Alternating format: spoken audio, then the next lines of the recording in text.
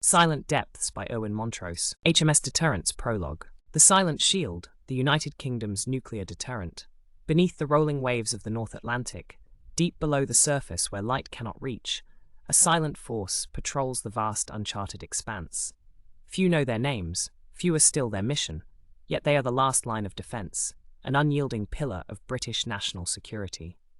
This is Operation Relentless, the United Kingdom's continuous at-sea deterrence, CASD, an ever-present, unseen guardian of the realm, where at least one Vanguard-class submarine is always deployed, carrying the most devastating weaponry mankind has ever created. This is the story of HMS Deterrence and the existential burden carried by the men and women entrusted with Britain's nuclear future. The origins of the deterrent. In the wake of the Second World War, as Europe lay in ruins and the United States and the Soviet Union emerged as superpowers, Britain faced an existential crisis. Despite being a victor, the war had crippled its economy, and the dawn of the Cold War ushered in a new kind of fear: nuclear annihilation. The bombings of Hiroshima and Nagasaki in 1945 had demonstrated the terrifying new reality of warfare. It was clear that nuclear weapons weren't just a possibility, they were the future. The Soviet Union successfully tested its first nuclear bomb in 1949, ending America's nuclear monopoly and accelerating the global arms race. For Britain, it became evident that if the nation wished to retain its place on the world stage, it needed a nuclear capability of its own. Thus began the British nuclear program, culminating in the successful detonation of Operation Hurricane, Britain's first atomic bomb, on the 3rd of October 1952. The United Kingdom had officially become the world's third nuclear power, but there remained a crucial question: how should these weapons be deployed? In the early days, nuclear warheads were mounted onto V-bombers, including the famous Avro Vulcan, Handley Page Victor, and Vickers Valiant. However, as missile technology rapidly evolved, it became clear that air-based deterrents were vulnerable. Bombers could be tracked, intercepted, and destroyed before they reached their targets. A more permanent, survivable solution was needed, one that could guarantee a retaliatory strike, no matter what happened on land. Thus, the concept of continuous at-sea deterrence, CSD, was born. Why submarines? The logic behind a sea-based nuclear deterrent is simple but effective. Survivability. Unlike land-based missile silos or Air Force bombers, submarines can remain undetected, hidden deep beneath the ocean, making them nearly impossible to target in a first strike. Continuous readiness. At least one British nuclear submarine is always on patrol, ensuring that even in a worst-case scenario, a decapitation strike against Britain's leadership, retaliation would still be possible. Second strike capability. The certainty that Britain can respond with nuclear force deters enemies from launching a first strike in the first place. The very existence of the deterrent makes nuclear war less likely. The Royal Navy took this responsibility seriously. By the late 1960s, Britain had moved away from bombers and land-based missiles, committing fully to a submarine-based deterrent. The Resolution-class submarines, armed with Polaris nuclear missiles, became the first vessels to carry out continuous at-sea deterrence in 1968. Since then, British nuclear deterrence has never wavered. Not for a single day. The Vanguard class and the Trident system. By the 1980s, Polaris was becoming outdated. The government authorized a new program, Trident, a cutting-edge submarine-launched ballistic missile system developed by the United States, but carried exclusively on British submarines. This led to the creation of the Vanguard-class submarines, HMS Vanguard, Victorious, Vigilant, and Vengeance, each designed to carry up to 16 Trident II D5 ballistic missiles, each missile capable of delivering multiple nuclear warheads. With a range of over 7,400 kilometers, 4,600 miles, Trident missiles can be launched from anywhere in the ocean, hitting targets with pinpoint accuracy. The Vanguard-class submarines are built for stealth, endurance, and deadly precision, ensuring that Britain's nuclear arsenal is always out of reach, but never out of action. And so, for over 50 years, the silent patrols continued, unseen, unheard, but never absent. HMS Deterrence, the next generation. As global threats evolve, so too must Britain's deterrent. The Vanguard-class submarines are reaching the end of their operational life, and plans for their successors, the Dreadnought-class submarines, are already underway. But before the transition is complete, one final, experimental vessel has been introduced into the fleet. HMS Deterrence. An advanced, highly classified testbed for the underwater Dragonfire laser system and new stealth surveillance technology, HMS Deterrence represents the cutting edge of the Royal Navy's nuclear capabilities. Designed for unprecedented deep-sea endurance and covert operations, its mission is to test systems that will eventually be incorporated into the next generation of nuclear deterrent submarines. Its deployment into the Arctic was meant to be routine, a controlled test of the laser system, a data-gathering exercise. Then it vanished. At 0342 GMT, NATO Command received the final chilling distress call from HMS Deterrence. Compromised. They took us. Not just us. The mission to retrieve it would become one of the most harrowing encounters in Royal Navy history, and what the retrieval team would discover would change the nature of warfare forever. HMS Deterrence, Chapter 1, The Silence. The distress call came at 3:42 GMT. A garbled transmission, broken by static, crackled through the NATO secure channel.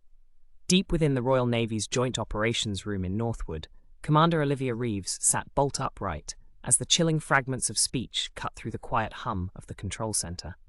HMS Deterrence compromised. They took us, not just us. The signal dissolved into an eerie whine before the line went dead. Reeves, a seasoned intelligence officer with 20 years of service, exchanged glances with Lieutenant Jacob Fowler, who was monitoring submarine movements. He tapped frantically at his console, shaking his head. Ma'am, we lost contact. No further transmissions. No response on any frequency. What was Deterrence's last known position? Sector 9, under the Arctic ice. Fowler's final log transmission was routine. Nothing. Silence stretched across the room. Deterrence was a Vanguard-class nuclear submarine, part of Britain's continuous at-sea deterrence force. It was supposed to be undetectable, the very definition of stealth. Losing contact meant something had gone catastrophically wrong. Send an immediate dispatch to HMS Vigilant. Order them to locate Deterrence and prepare a special boat service retrieval team. I want answers, and I want them fast. Fowler nodded, issuing the orders while the room erupted into controlled chaos. Within minutes, the retrieval operation was in motion. But beneath the urgency, an unspoken tension simmered. No nuclear submarine just vanished, and yet HMS Deterrence had done just that. 0347 GMT, HMS Vigilant, Arctic Ocean. The icy expanse of the Arctic stretched endlessly in all directions. Deep below the frozen surface, HMS Vigilant, a Resolution-class submarine, cut silently through the abyssal depths. Lieutenant Commander Nathan Carter stood in the control room, arms crossed, watching the sonar technician adjust the scan parameters. Every man in the room was on edge. A missing sub meant one of two things: a catastrophic failure, or something much worse. We've got something, the sonar operator finally muttered. Location? Roughly 10 nautical miles east of their last recorded position. It's adrift. No propulsion, no steering corrections, just floating. Carter's stomach tightened. Are we getting any response? Negative, sir. No transmissions, but we're picking up a distress beacon. From where? Inside the torpedo room. Sir, request permission to board. Stokes regarded him for a long moment before nodding. Take your team in. Find out what the hell happened. Carter exhaled sharply and left the control room, already assembling his 5-man Special Boat Service, SBS, boarding team. They'd trained for this. Submarine extractions, hostage scenarios, deep-sea retrievals. But none of them had ever trained for a scenario where a nuclear submarine simply drifted, lifeless, silent, and waiting. And none of them could shake the feeling that whatever had happened on HMS Deterrence, it wasn't over yet. 0358 GMT, approaching HMS Deterrence. In the near-total darkness of the ocean, HMS Deterrence loomed like a ghost, its black hull barely distinguishable from the abyss. The boarding team moved swiftly, their mini-sub docking with the vessel's airlock. Carter went first, the airlock hissing open. He stepped inside, weapon raised. His torch beams sliced through the eerie stillness, illuminating the narrow corridor beyond. The air was stale, thick, wrong. I don't like this, boss. Neither do I. The corridors were empty, no sign of struggle, no bodies, just abandoned stations. Then the lights flickered, and a sound echoed from deep within the sub, a low, distorted hum, like something half heard in a nightmare. And for the first time in his career, Nathan Carter felt something he wasn't used to feeling. Fear. Chapter 2, The Ghost Ship. The narrow corridor stretched before them, a tunnel of oppressive darkness punctuated by flickering emergency lights. Carter gestured for his men to fan out, weapons raised, as they advanced deeper into the belly of HMS Deterrence. The silence was wrong. Submarines weren't quiet places. Even in low-power mode, there should have been the hum of circulation fans, the occasional creak of metal adjusting to pressure. But here? Nothing. No bodies, no signs of struggle. It's like they just vanished. Keep it tight. We don't split up. They reached the control room. Carter stepped inside, his torch sweeping over the empty seats and unoccupied consoles. A soft flicker caught his eye. The navigation panel was still active, its screen displaying a frozen command. Automated message, submarine in drift mode, primary crew status unknown. Check the logs. Cole slid into the comms chair, typing quickly. His face paled. Last entry was 19 hours ago, then nothing. Then, from somewhere deep inside the sub, a metallic clang echoed through the hull. The team spun towards the sound, weapons raised. Control room secure, but we're not alone down here. Moving forward. The hum began again, a low, bone-deep vibration that seemed to come from the walls themselves. And then, the screaming started. Chapter 3, The Survivor. A man, disheveled, wide-eyed, rocking back and forth in a chair. His uniform bore the insignia of the ship's chef, James Warren. Mate, are you all right? Warren didn't respond. His lips moved silently, forming words that never fully came out. James, what happened here? The chef's eyes flicked to Carter, pupils blown wide. Then, in a voice barely above a whisper, he muttered, They let me go so I could tell you. His fingers clenched against the table, and then, as if a switch flipped, his body went rigid, and the lights flickered out completely. Chapter 4, The Dead Frequency. The world plunged into absolute darkness. Carter's breathing quickened as the lights cut out, leaving only the dim glow of emergency indicators flickering along the edges of the corridor. The low hum that had been vibrating through the submarine ceased abruptly, replaced by a deafening silence. And then, a new sound. A whisper, faint, guttural, somewhere deep within the ship's structure. Carter! Stokes's voice crackled over the radio, breaking the momentary paralysis. We found a survivor. He's in shock, nonverbal, and we're experiencing power failures. Understood. We're detecting minor fluctuations in the Deterrence's reactor output from Vigilant. Be advised, the sub may not be structurally stable. Carter turned back to Warren, the ship's chef. The man's eyes were glazed, but he was still whispering something under his breath. His fingers tapped in a rhythmic pattern on the steel table, his breath coming in shallow gasps. What's he saying? Carter leaned in, trying to make out the soft, breathless words. We heard it, they let me go, but it's still inside. A cold prickle crawled up Carter's spine. Still inside? Inside what? The ship? Him? Shit, we need to get him off this boat. Before Carter could answer, the radio shrieked, a high-pitched, warbling burst of static, like a signal being jammed. Then the ship's intercom crackled to life. You are listening. The voice stretched and warped, like a recording played too slow. Then it shifted into a gut-wrenching scream, a mix of static and something profoundly wrong. The lights flickered back on, buzzing overhead. The team froze, weapons raised, scanning the shadows. Carter, get out of there now. The air suddenly felt thick, pressing down on them, and Carter had the distinct sensation that something unseen was in the room with them, watching. Warren stopped tapping, his eyes locked onto Carter's. And then, in the clearest voice yet, he whispered, It knows you're here. Chapter 5, Ghost Signals. The submarine felt alive. Not in the mechanical, humming way a nuclear-powered vessel should, but something deeper. A watchful presence. Something that had slithered into the circuits, into the steel. Carter barely had time to process Warren's whispered warning before his radio crackled violently, not static this time, but a voice. You left us behind. A deep, warbling groan echoed through the ship. The sound wasn't metal creaking, nor the usual shifting of pressure in a submarine's hull. It was something else, something inhuman. We need to move, Carter said, keeping his voice steady. Now, where to? Carter looked back at Warren. The chef had stopped muttering. He simply stared ahead, lips barely moving. It's in the signal. A pulse of static rippled through the floor, making the deck vibrate beneath them. Carter grabbed the nearest bulkhead for balance. Boss, what the fuck is this? Carter's mind raced. Something had infected the submarine. Not in a biological sense. This wasn't radiation sickness, nor some environmental hazard. No, this was inside the systems, in the comms, the electrical conduits. Something was using the ship itself. Carter keyed his radio.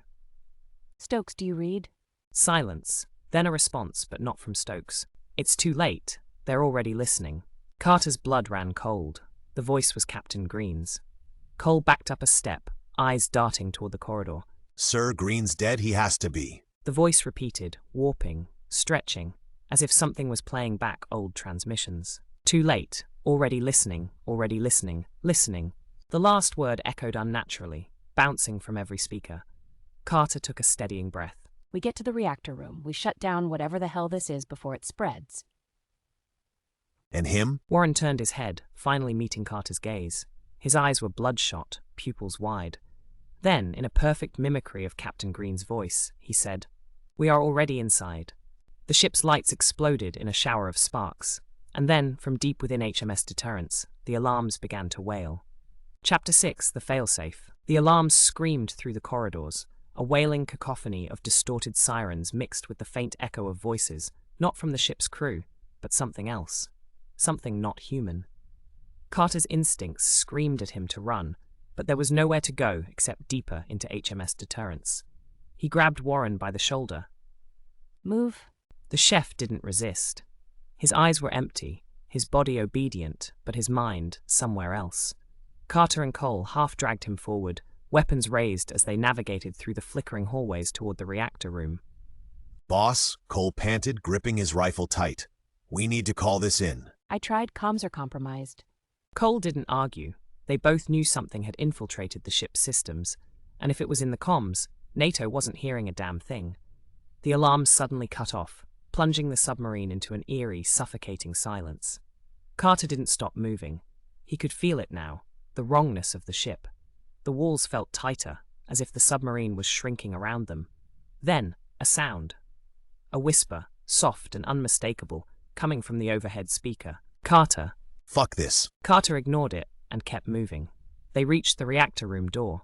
Locked. Should be emergency overrides. No need, Warren mumbled. He reached out and pressed his palm against the keypad. The door unlocked immediately. Carter grabbed his wrist. How did you... Warren turned his head slowly, his expression completely blank. The ship wants us inside. Carter's stomach twisted, but he pushed forward. They stepped into the reactor control chamber. The room wasn't empty. A man stood with his back to them, motionless. His uniform was tattered, his boots soaked as if he'd been walking through water. Cole raised his rifle. Jesus Christ. The man turned his head slightly. Captain Green. His face was pale, his lips murmuring something too fast to understand.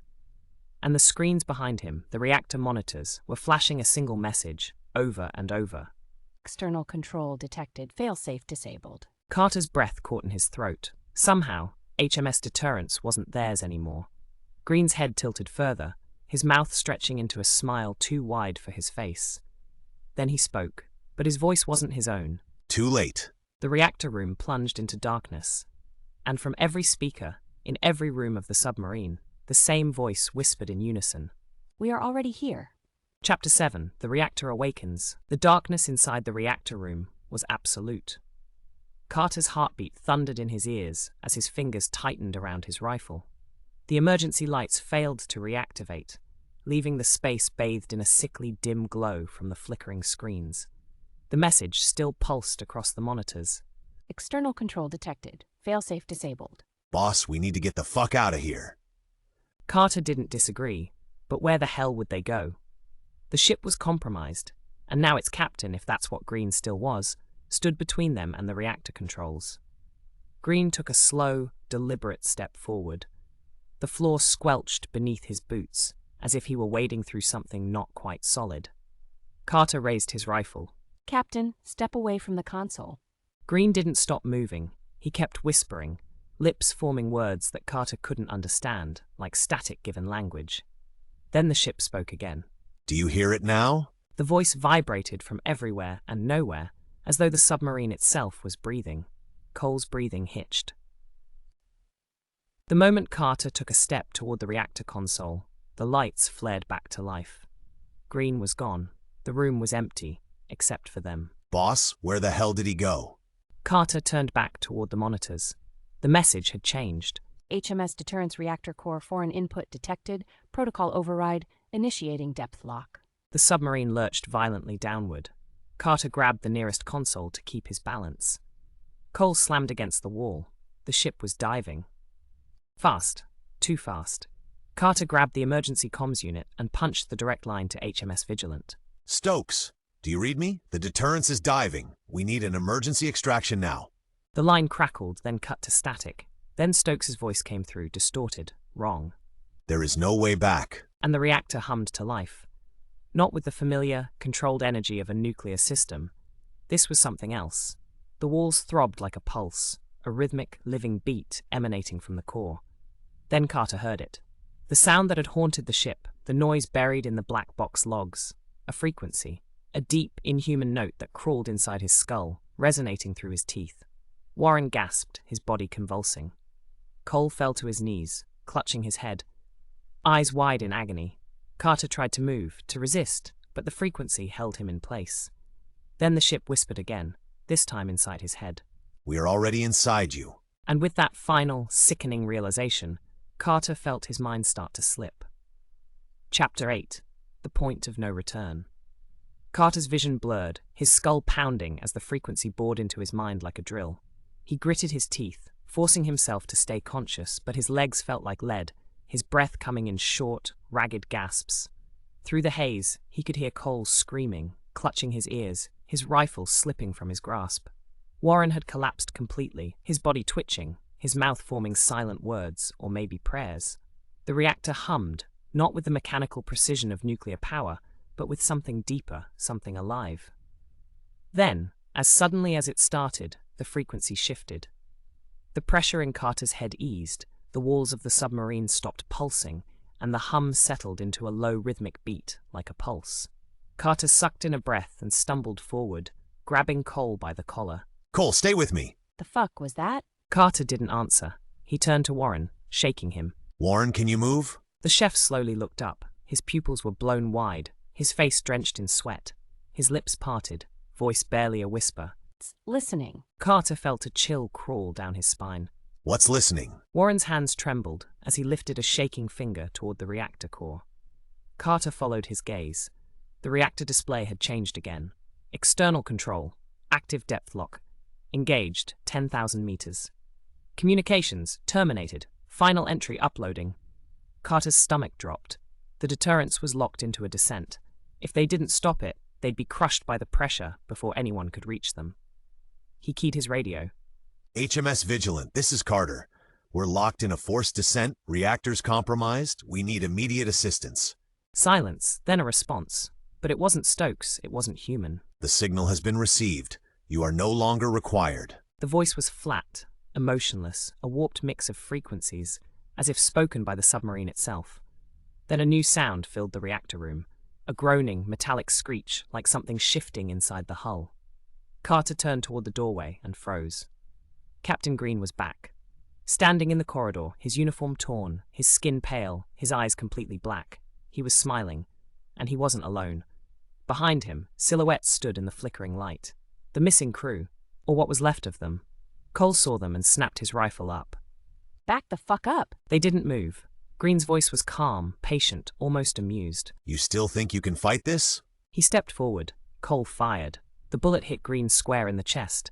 He didn't even flinch. The reactor pulsed again, and Carter felt the frequency return, this time deeper, more intimate, as if it was inside his very thoughts. Green tilted his head, still smiling. You're already part of it. Carter took a step back. His mind raced. There was one way out. They had to shut down the reactor. But as Carter looked back at the console, he realized the truth. There was no shutdown option anymore. Only one command remained: complete transfer. The reactor flared, bathing the room in a sickly, unnatural light. And then all at once, the world around them began to change. Chapter 9. The transfer begins. The reactor's glow intensified, casting the entire room in a sickly, pulsating light. The walls shuddered, and the Deterrence felt less like a submarine, and more like a living thing, a metallic organism tightening its grip on them. Carter's gaze locked onto the reactor screen. The message had changed again. Transfer initiated, 92% complete vital signs detected, integration in progress. The reactor wasn't just hijacked, it was taking them. Cole stumbled back, rifle still raised, but his hands were shaking violently. Boss, tell me I'm hallucinating. Carter's throat was dry. We need to stop the transfer now. Warren let out a sharp breath, shaking his head. You can't stop it. His voice was off, too calm. Carter turned sharply. What the hell do you mean? Warren looked up, and Carter's stomach dropped. His pupils were gone, his eyes now filled with pure blackness, just like Captain Green's. It's already inside us. A violent tremor rocked the submarine, sending Cole crashing into the bulkhead. Sparks spilled from the overhead panels as the Deterrence groaned like a dying beast. From the corridor, Green and the crew advanced, silent, unhurried, their twisted smiles illuminated by the flickering emergency lights. Carter ripped open a maintenance panel, exposing the reactor's emergency control relays. His mind raced. The transfer had to be running on a secondary circuit. He grabbed a tool from his vest, jamming it into the relay's manual override. You can't stop it, Carter. Green said softly. You were chosen, we all were. Carter gritted his teeth, ignoring the voice, ignoring the ship whispering in his mind. The reactor screen flickered. ANS itself began to collapse. Move! They sprinted through the flickering corridors, Green's screams chasing them, his voice now a warped, inhuman distortion. As they reached the airlock, Carter risked one last look back. The reactor room was engulfed in blinding light. The last thing he saw before the door slammed shut was Green dissolving, his body unraveling like strands of static, consumed by whatever force had invaded this ship. The detonation alarms blared. Carter hit the emergency launch sequence, firing their escape pod away from the Deterrence just as the submarine imploded. The last transmission to NATO command came seconds later, a voice garbled, layered with static. Not Green, not Carter, something else. Another vessel will be found. The signal endures. Then silence. Chapter 10. The signal endures. The escape pod tumbled violently, spinning as it shot away from the collapsing HMS Deterrence.